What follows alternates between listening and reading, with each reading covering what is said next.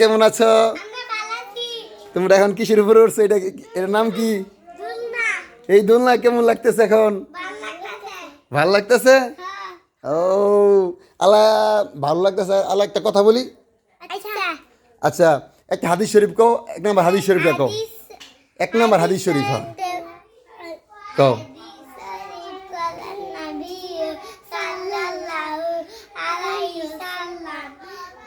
আখলিস Dinika ইয়াকফিকাল।